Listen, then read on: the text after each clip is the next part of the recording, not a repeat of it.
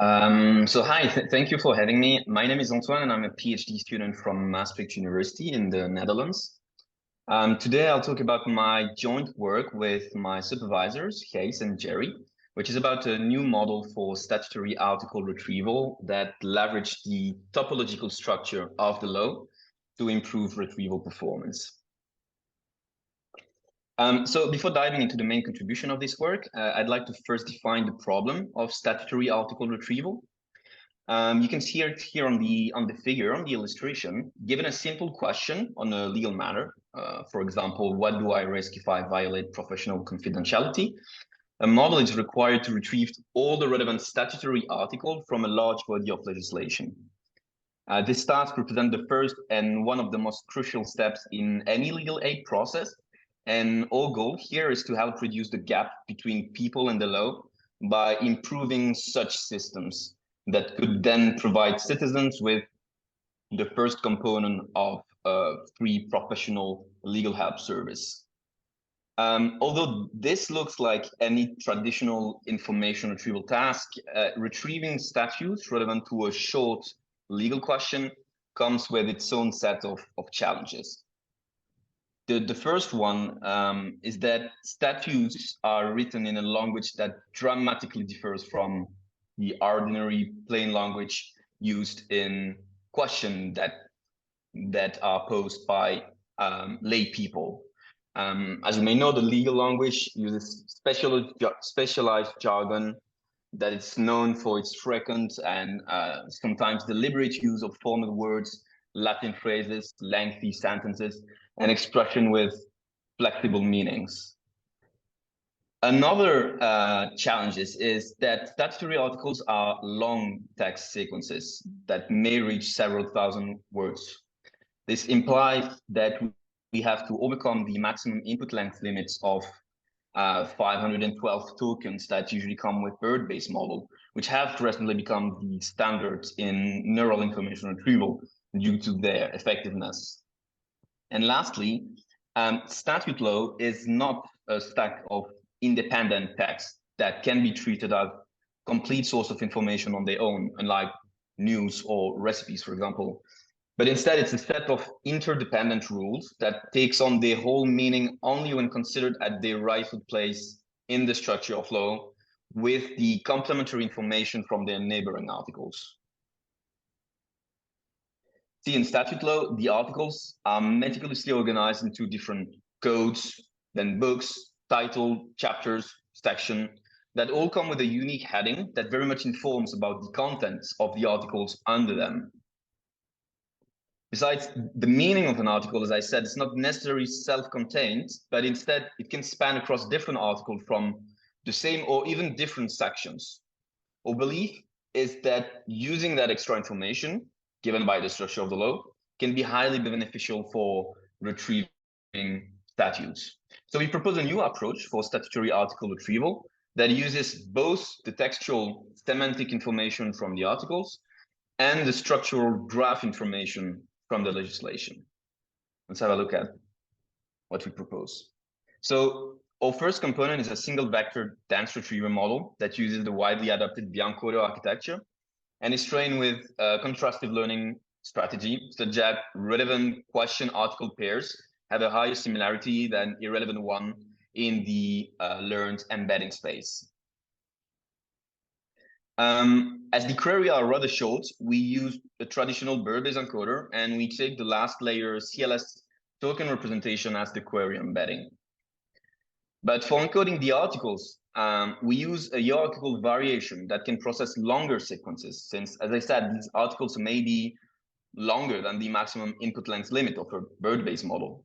So what we do is we split each article into smaller chunks that are independently passed through the shared bird-based model.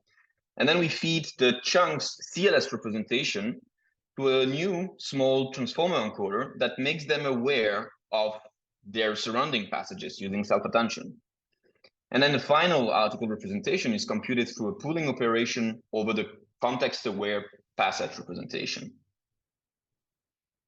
Once the dense statute retriever is trained, we move on to the second component of our approach, which aims to enrich the article representation by fusing information from the article structure of the law.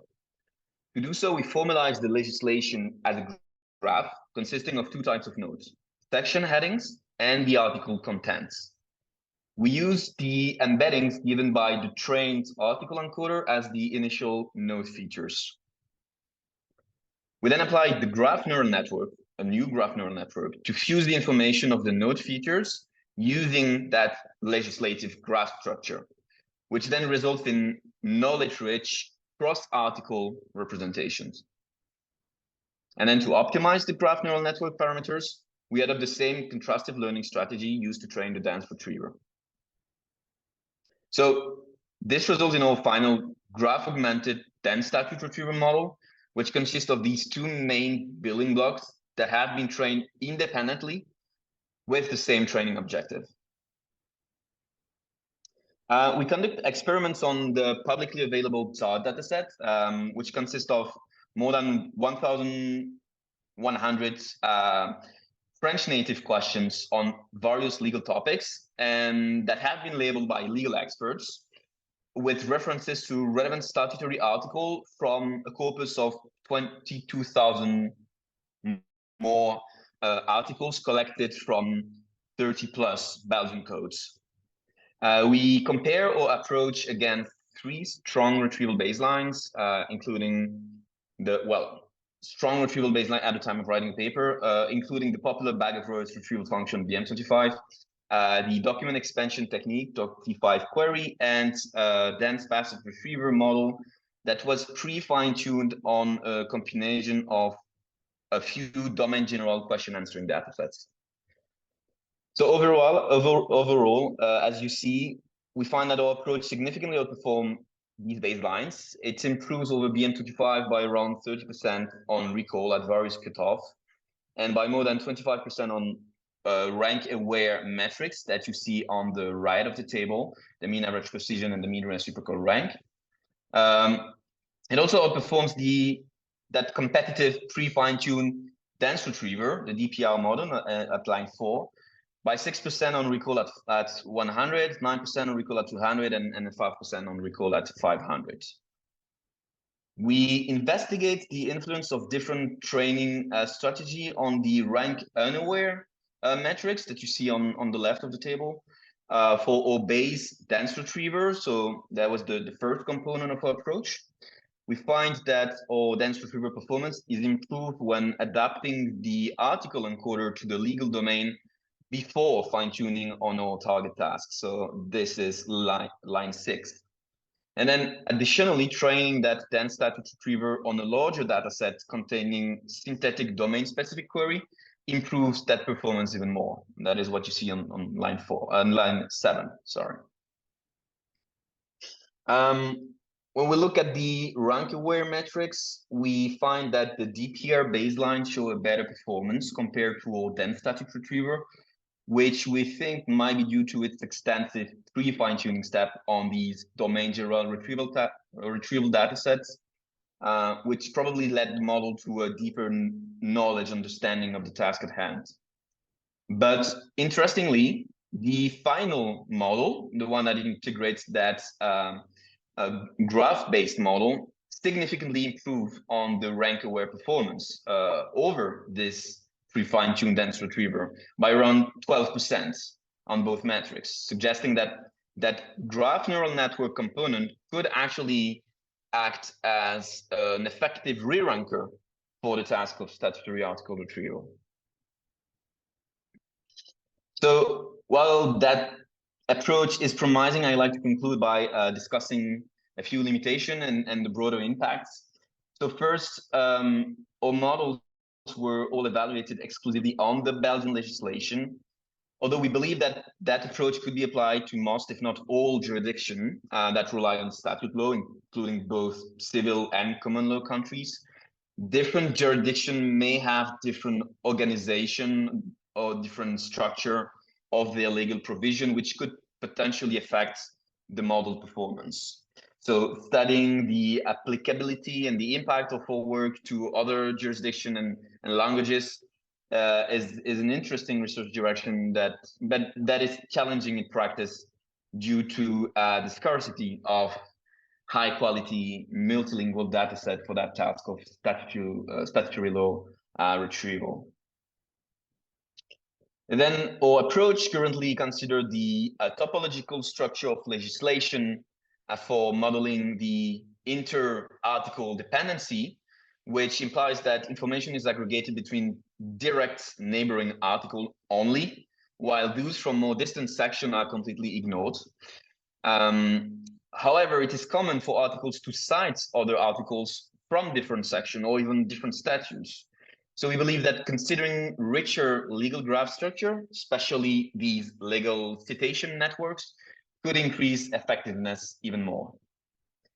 And lastly, although G-DSR or proposed approach show promising result for the task of statutory article retrieval, it is not yet ready for practical use in the real world. It's essential to recognize that while access to relevant information is the necessary step in helping the public solve their legal issues, it's not a sufficient condition on its own, as people may still struggle to understand the legal jargon and apply the provision to their specific situation.